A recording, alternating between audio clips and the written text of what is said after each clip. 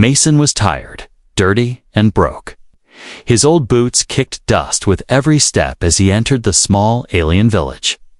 It was far from any human colony, hidden deep in the dry lands of planet Varix. His cargo ship had broken down 3 days ago, and he had only one thing left to trade, a single unopened bottle of Earth's whiskey. A rare thing out here, something no alien had likely tasted before.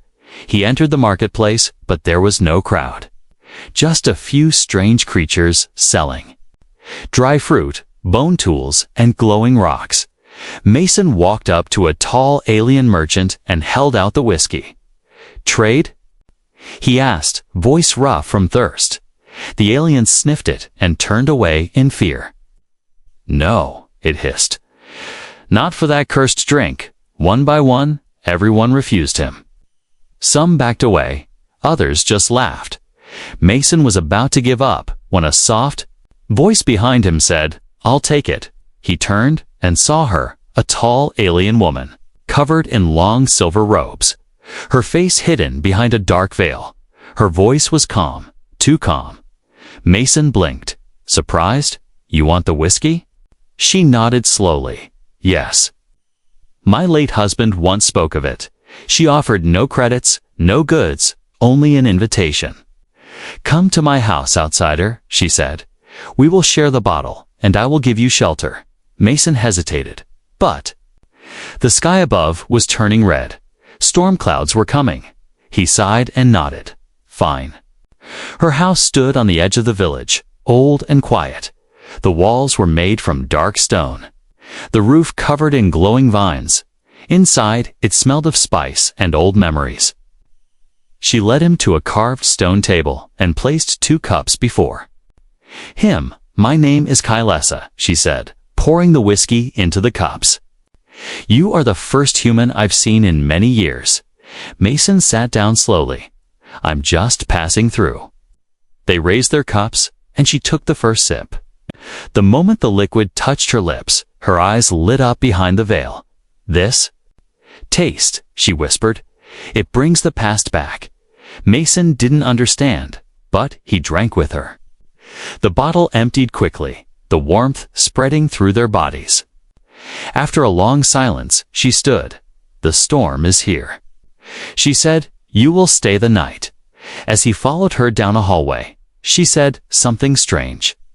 "My daughters will greet you in the morning." Mason frowned. "Wait, you have daughters?" Kylesa turned her head slightly. "3, she said. "And you've just made a trade no man has dared to make in 100 years." She left him in a quiet room, and he slept, not understanding her words. The next morning, he awoke to 3 figures standing near his bed. 3 young alien women, tall, elegant, and each very different. One had soft glowing skin and eyes full of peace. Another had wild hair like fire and a playful grin. The last one stood silent, her eyes deep and watching. "You're awake," said the soft one. "You are ours now," said the wild one. The quiet one just stared at him and whispered, "Husband." Mason sat up quickly, confused. "Wait, what?" They stepped closer, surrounding him. "Our mother accepted your bottle," said the wild one. "That is the bridal gift. You have chosen all 3 of us," said the soft one, touching his hand. "You cannot leave now," said the quiet one, eyes glowing faintly. Panic rose in Mason's chest. He rushed out of the room and found Kylesa in the kitchen, sipping tea. "What is going on?" he shouted. She looked up calmly. "You traded whiskey, something rare and powerful. You drank it with me, which sealed the ancient pact. In our culture, that is not just a trade," she continued. "It is a marriage offering. You have paid the dowry for my daughters, and now they have accepted." Mason backed away, shaking his head. "This is a mistake," he said. "I didn't agree to any of this." Kylesa only smiled gently. "That bottle chose you. Human, and so have they, outside the villagers. We're already talking." Some pointed at Mason and whispered. Others bowed their heads in respect. The storm had passed. But now a new one had begun inside his life. Mason looked back at the house, where the 3 daughters stood waiting for him. He had only wanted to trade a bottle of whiskey, but now he was the husband of 3 alien women. And it was just the beginning. Mason sat at the edge of a stone bench.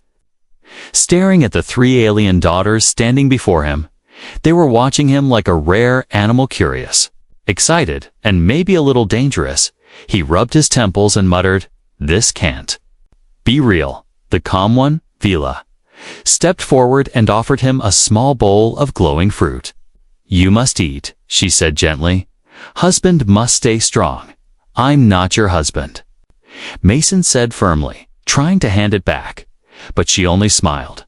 "By our law, you are." The wild one, Sarah, crossed her arms and tilted her head. "Don't try to run," she warned. "It would be a shame if something happened to your legs." Mason narrowed his eyes. "Is that a threat?" She grinned. "Maybe." The quiet one, Nairi, stood near the doorway, staring at him without blinking. "You were in my dreams." She whispered, "You are the one." Her voice sent chills down his back, not from fear, but something deeper, like a memory he didn't know he had. Mason stood up, frustrated. "I want to speak to your mother." "She's in the shrine," Vela said, pointing toward a garden behind the house. He walked through the path made of red stones, his boots crunching softly. The garden was silent, filled with glowing plants and tall silver trees. In the middle stood Kailessa, her face still veiled, her hands folded as she stood before a large stone. She turned as he approached. "You've met them," she said calmly. "This is madness," Mason said. "You have to fix this." Kailessa nodded slowly. "I expected that, but you don't understand. Human," she continued. "You didn't just trade a drink. You invoked an ancient rite." She walked to the stone and touched it. Symbols glowed faintly, symbols Mason didn't recognize. "When a rare gift is offered to a mother," she explained, "and she accepts it with a sip beside the giver, that is the rite of union. It marks the start of a joining between the giver and the daughters." "Why didn't you warn me?" Mason asked. Kailessa tilted her head. "Would you have stayed if I had?" He didn't answer, because the truth was no, he would have run the moment she said bride. "You can still leave," she said suddenly. "But if you do, they will suffer." Mason stared at her. "What do you mean?" Kailessa walked slowly toward him, her voice soft and serious. "They are bound now, emotionally and spiritually. If the bond breaks suddenly, their minds might not survive. It has happened before." Mason felt the weight of her words press down on him. He looked up at the glowing trees, trying to think clearly. "So, what? I just marry all 3 of them." "In time," Kailessa said. "If they all accept you, and you accept them." He shook his head. "This isn't how humans do things." Kailessa smiled under her veil. "Your species loves in strange ways, but so does ours. You gave something rare," she continued. "Not just the bottle, but your time, your voice, your kindness, even if you didn't know it. The bond began the moment you poured that drink." Suddenly, loud voices echoed from the village gate. Kailessa turned sharply. "Visitors," she said. Mason followed her through the trees to see who had come at the edge of the village, too. Robed figures on insect-like beasts had arrived. Their faces were hidden by metal masks, and they held long staffs that shimmered. The villagers bowed low as they passed, whispering their names. "Bloodseekers." Kailessa's tone grew cold. "They have come for the daughters." Mason's heart pounded. "What do you mean?" "They were promised before," she said, "to settle an old debt. But you traded first, and the law now favors you." The Bloodseekers dismounted and walked straight toward Mason. One of them pointed a clawed hand. "You are the human who broke our claim." Mason looked to Kailessa, confused and tense. "Oh." She stepped forward calmly. "The rite was complete before you arrived." The other seeker growled. Then he must prove it. In blood. Kailas's voice stayed even. He will. Mason's mouth dropped open. Wait, I never agreed to. She held up a hand. Silencing him, 3 trials, she said. That is the only way to earn them fully and protect them from being taken. The seekers turned and walked away, their words like thunder. Tomorrow, he bleeds or he breaks. Mason stood frozen. As Kailasa turned back to him, you asked for a way out, she said. Now you have a choice. Face the trials. Or walk away and let others claim what you touched. Back at the house, the daughters waited in silence. They had heard everything. None of them begged him to stay. They only looked at him with strange, unreadable eyes. But Nairi stepped forward and said, if you leave, I'll dream of you screaming. And Mason knew whether he wanted it or not. He was part of something far bigger now, and the next day might be his last. The night was quiet, but Mason couldn't sleep. He lay on the thick floor mat in the guest room, staring at the strange glowing ceiling outside. The alien wind howled like a whispering voice. Tomorrow he would face the trials. But he didn't even know what the trials were. What scared him more was how calm the daughters were, almost like they already knew what would happen. He got up, quietly stepped into the hallway, and followed the dim light toward the inner courtyard. The stone floor was cold under his feet, but his thoughts were hotter than fire. He needed answers not from the stepmother, but from the girls themselves. Why were they acting like this was all meant to be? As he stepped into the courtyard, he saw Vela sitting on a bench under a glowing tree. Her eyes were closed, her face peaceful as moonlight. She opened them slowly and smiled when she saw him. You couldn't sleep either, she said softly. Mason walked over and sat beside her. I need to understand. Vela nodded, folding her hands in her lap. You gave us a piece of earth, she said. But more than that, you gave us choice. We were never allowed to choose before. He frowned. What do you mean? Our mother made a deal long ago, Vela said. She had no choice to protect us. She agreed to give us away. Until you came, Mason looked down, confused. I didn't know. I swear I know, Vela said, but that's why it worked. Only an honest offering can break the old bond. She leaned closer, her voice gentle. I don't care about the trials, she said. Win or lose. You gave me something no one ever has, a feeling of being seen. Before Mason could answer, a wild laugh broke the silence. Sira appeared on the edge of the garden, holding a small burning torch. Ugh, are you two being romantic again? She teased, grinning. Vela rolled her eyes. We're talking, Sira. Sira tossed the torch into a clay pot and walked over. Her movements bold, her eyes sharp. You know what I like about you, human? She said, pointing at him. You don't pretend to be brave. You're scared, and that makes you real. Mason smiled a little. Thanks. I think Sira sat cross-legged on the ground. I've waited my whole life to fight for something I actually want. And tomorrow, I want you to fight for us. You act like I'm special, Mason said, but I'm just a guy who sold a bottle. Sarah snorted. Exactly, no hero, no sword. No prophecy, just a stubborn man who walked into a storm and stayed. That's when a chill rolled.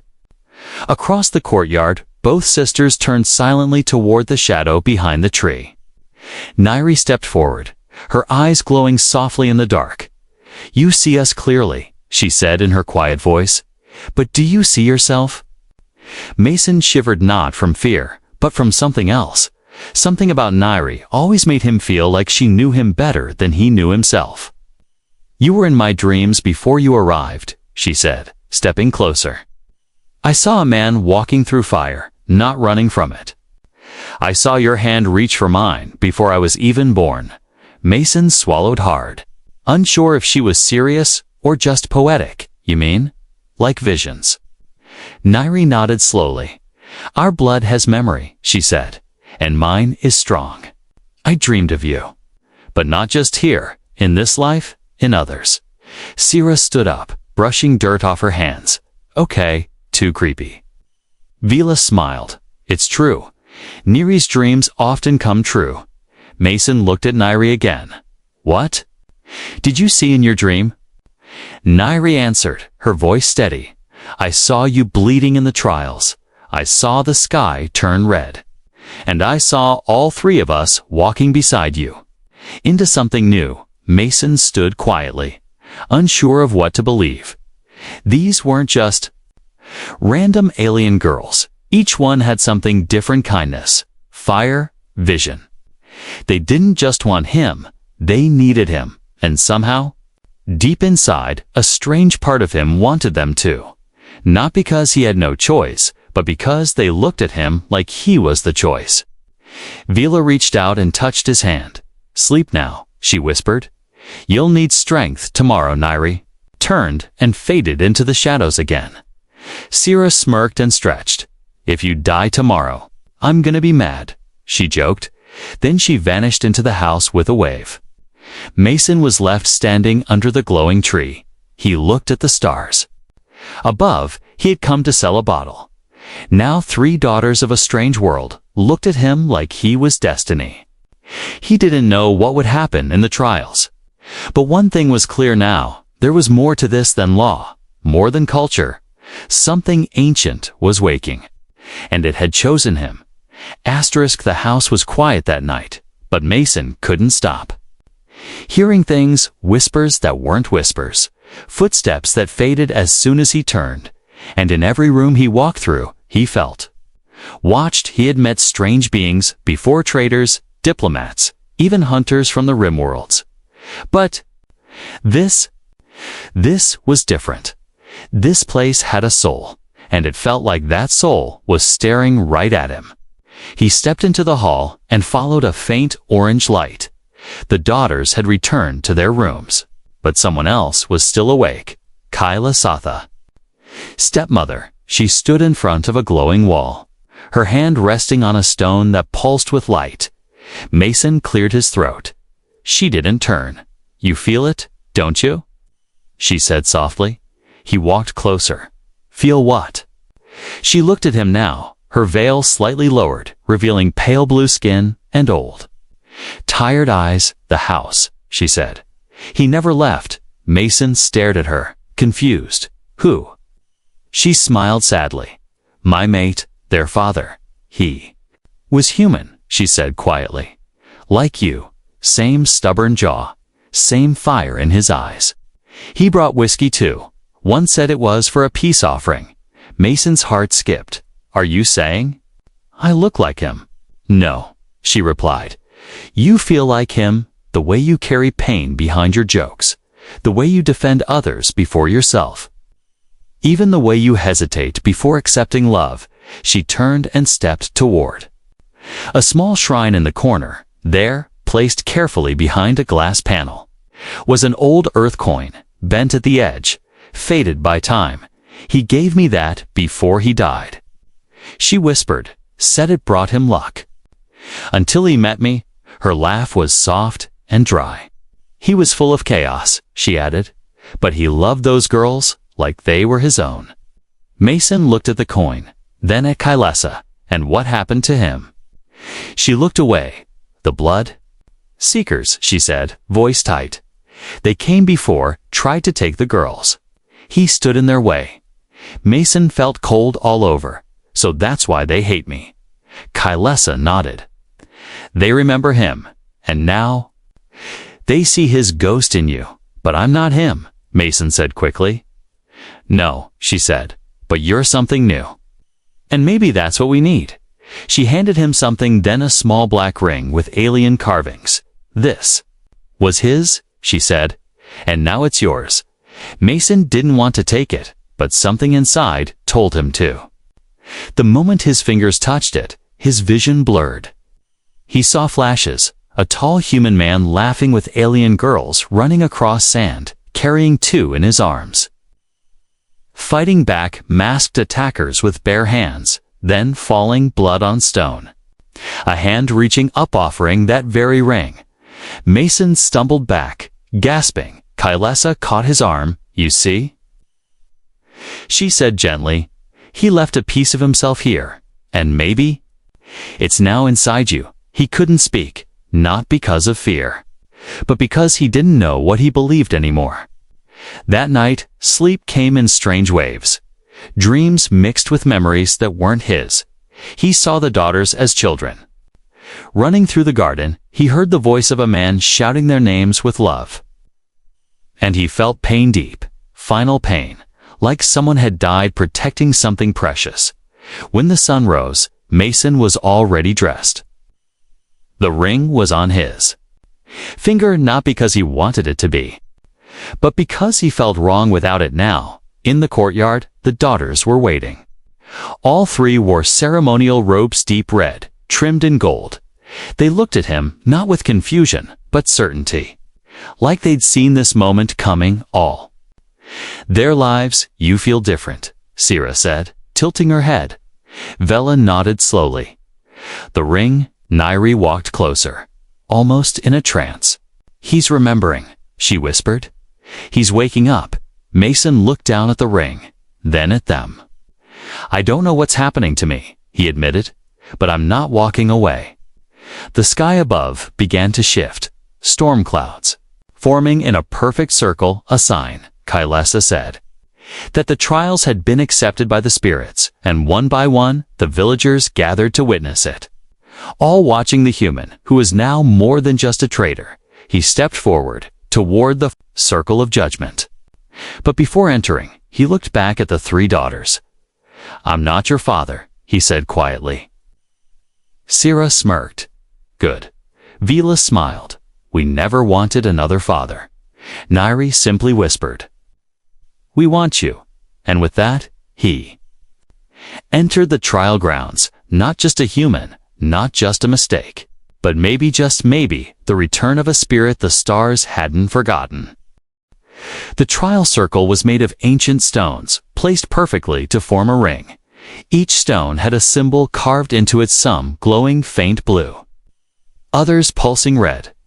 Mason stood in the center, under the open sky, surrounded by silence and watching. Eyes, the villagers filled the outer edge, whispering among themselves. They had seen this before. Long ago, when another human stood in this same circle, and they had watched him die. Mason clenched his fists, the old ring warm on his finger. He didn't feel ready. But he didn't feel afraid anymore either. Something inside him had changed. He wasn't fighting to survive, he was fighting for something now. A low growl echoed through the village gate. The crowd parted, and the rivals from the wastes entered the circle. Two massive alien males, dressed in red bone armor, faces covered in carved skull masks. They walked like war. Behind them, drums began to beat slowly. Sira cracked her knuckles from the crowd's edge. "Those two again," she muttered. "They always come when daughters reach mating age." Vela's eyes narrowed. "They don't come for love. They come for control." Nairi stood silent, staring straight at Mason, whispering words only she could hear. The lead rival raised a spear and shouted, "This outsider has stolen what was promised to us." The right was false. The stepmother deceived the law. Kailessa stepped forward, her veil dancing in the breeze. "The right was honored," she said calmly. "He made the offering. The daughters accepted. The bond is true." The second rival hissed, "Then let him prove it. Let the old trials decide." The crowd grew still. Then a voice echoed from the Roxanne elder priestess with glowing eyes. "So it shall be," she said. 3 trials, of body, of mind, and of soul. If the outsider fails, even one, the claim is broken. The first trial began with the sound of a horn. The rivals dropped their cloaks, revealing scarred skin and twisted muscles. They charged at Mason without mercy. No weapons, just fists, claws, and rage. Mason ducked under the first strike, barely dodging the second. The crowd gasped as he stumbled, falling hard on the stone. Blood dripped from his lip, his chest burning. He wasn't strong like them, but he was faster. He rolled aside as the first rival crashed into the stone pillar, cracking it. "Come on," Mason whispered to himself. "Think." He remembered the training back on Earth's simple moves. Smart dodges, using your enemy's weight. The second rival came from behind. Mason stepped aside and shoved him into the first one. Both stumbled, growling. The fight turned into chaos, stone dust, flying, skin bruising, but Mason never stopped moving. He didn't need to win, he just needed to last. Minutes passed like hours, and when the horn blew again, he was still standing. Barely, his knees shook, his vision blurred, but both rivals were on the ground. Groaning in pain, the crowd roared, some in shock, others in anger, but the priestess raised her hand. Trial of body passed the rivals, spat in the dust, but said nothing. The second trial began immediately, this one of mind. A stone table was brought into the ring, and on it, 3 colored orbs. One was warm, one was cold, and one was empty. The priestess spoke, "Choose the orb that carries truth if you choose wrong. Your thoughts will be lost." Mason stepped forward, breathing hard. He didn't understand the riddle, but Neri's voice whispered across the wind. "Feel, don't think." He closed his eyes and placed his hand over each orb. The warm one pulsed with emotion, the cold one with logic, the empty one. With nothing at all, he touched the empty one and saw visions, his own life, his choices, his loneliness. It was truth because it was silent, and silence never lies. The orb turned white, and the trial was passed. Even the rivals looked uneasy. Now, they had never made it this far before. The final trial was one of soul. Mason was led to a circle of fire, and inside stood 3 shadows, each shaped like the daughters, each one crying, begging him to choose them. But there was a 4th shadow, small and weak, trembling, not calling for help, not asking for love, just waiting. The priestess said, "Choose the one to carry from the flame. Only one can leave." Mason looked at all of them, but his eyes rested on the smallest one. He stepped into the fire without hesitation and picked it up. The flames burned his arms, but the shadow didn't cry, just smiled. The fire faded, and the real daughters stepped forward, eyes wide with wonder. "You chose the right one," whispered Vela. The priestess turned to the crowd. "All trials passed," she declared. "The bond is now law." The rivals screamed in rage, but Kylesa stepped forward with a blade in hand. "Leave," she said coldly, "or face what you couldn't break." The rivals backed away slowly, defeated not by strength, but by something stronger. A man who came to sell whiskey and left the ring as a husband, not by force, but by choice. Night fell heavy on the village, but the celebration never started. Even though Mason had passed the 3 trials, something still felt unfinished. The villagers whispered about it. The daughters stayed close to him, and Kylesa remained silent, watching the moons rise above the hills. There were 3 moons in the sky tonight, each one glowing a different color, blue, silver, and red. When all 3 moons aligned in the same night, a rare event occurred, an event older than any written law. Something called the Trial of the 3 Moons. It was never spoken aloud unless a bond between families, spirits or fates, had gone beyond normal tradition. Kylesa finally explained it to him, standing in the garden under the light of the silver moon. "You passed the trials of body, mind, and soul," she said, "but you touched something older, the ring." Mason asked, looking down at his hand. Kylesa nodded slowly. "That ring carries not only memory, but a promise left unfulfilled." Mason didn't fully understand, but he felt it. Something deep inside pulling him forward, something telling him this wasn't just about laws or trials, this was about destiny. Vila, Sira, and Nairi stood behind him, dressed in ceremonial robes.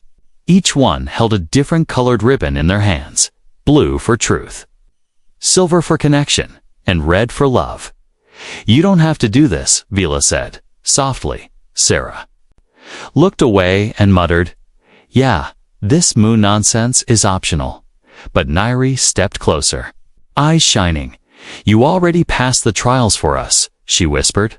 This one is for you. The village gathered in complete silence.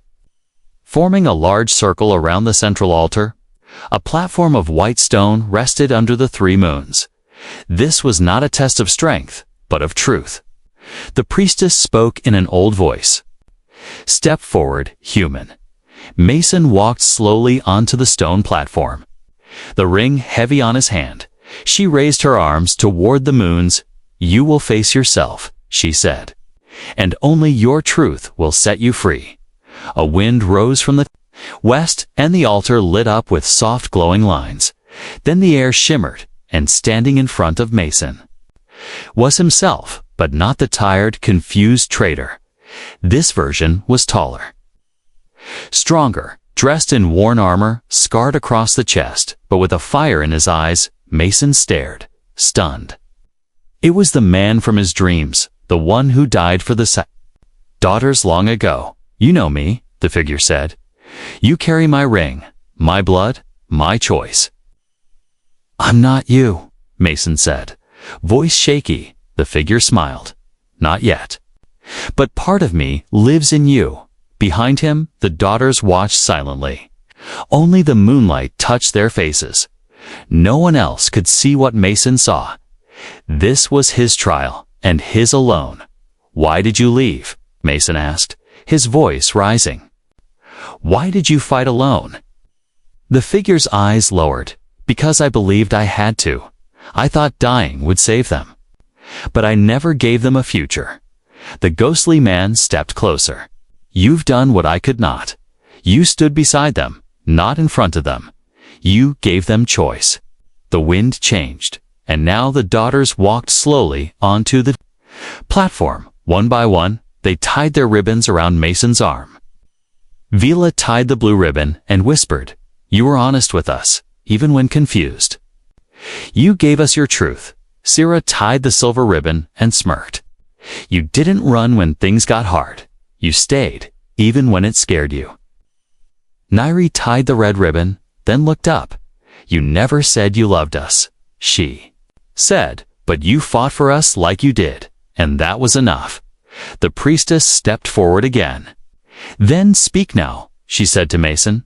Do you choose them, not because of law, but because of love? Mason looked at each of the daughters, his chest tight, throat dry.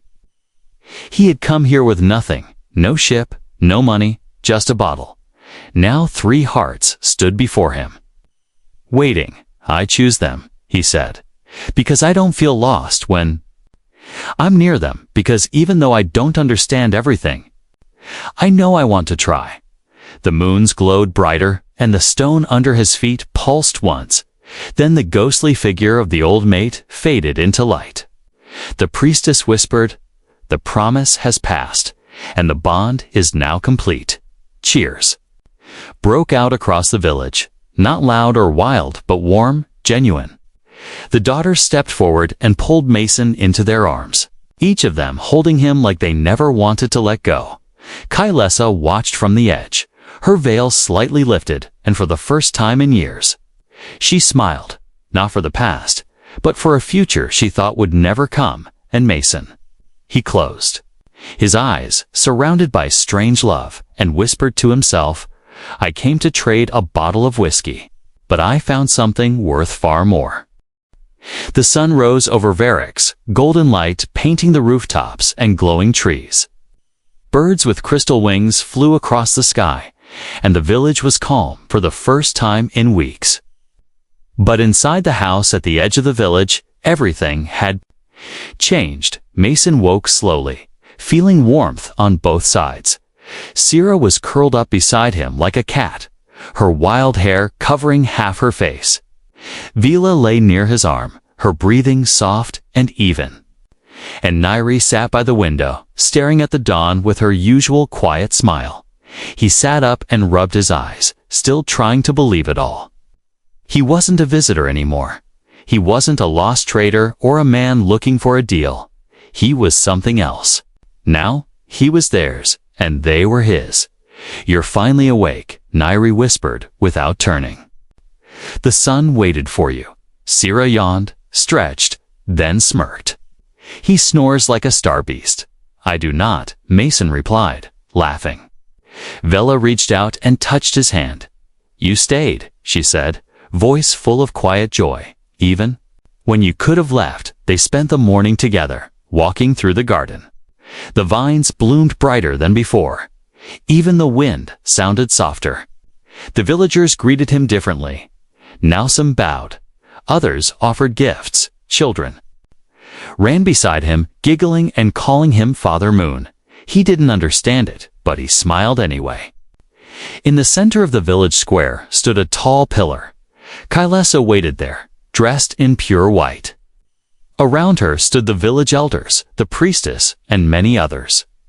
Today was the binding ceremony, not one forced by law or trial, but one accepted by heart. Mason stepped forward, holding the daughter's hands.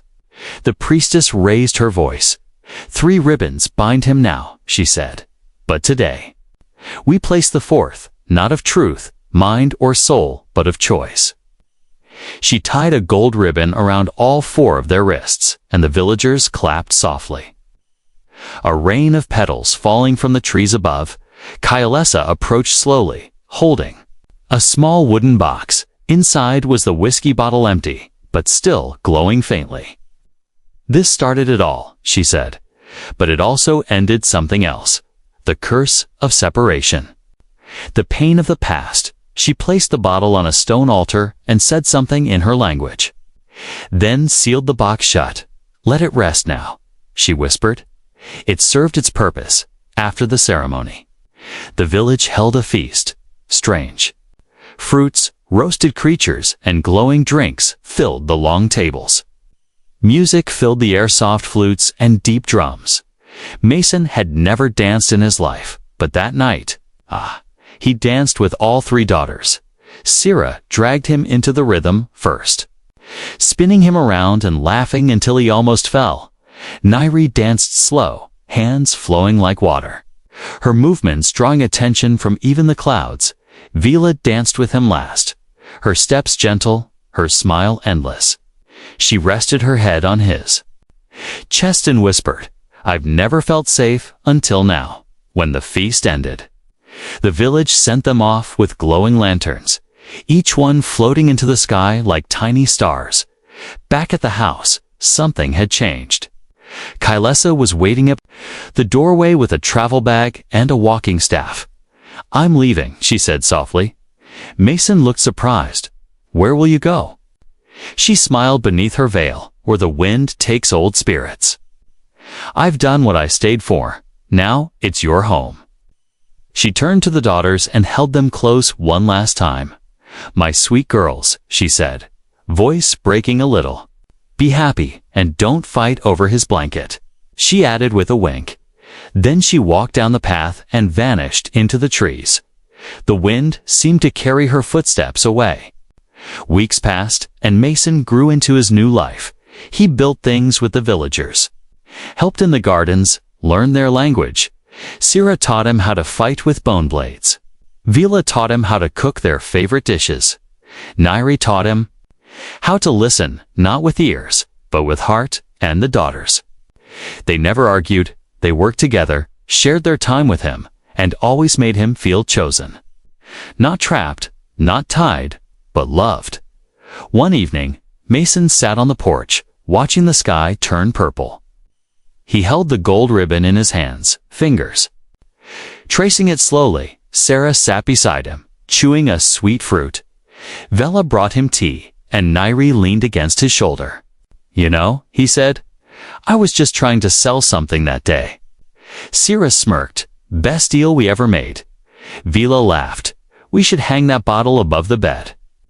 Nairi looked up at him, eyes glowing faintly. "I dreamed of this moment long ago," she whispered. "But it's even better now." Mason closed his eyes and smiled.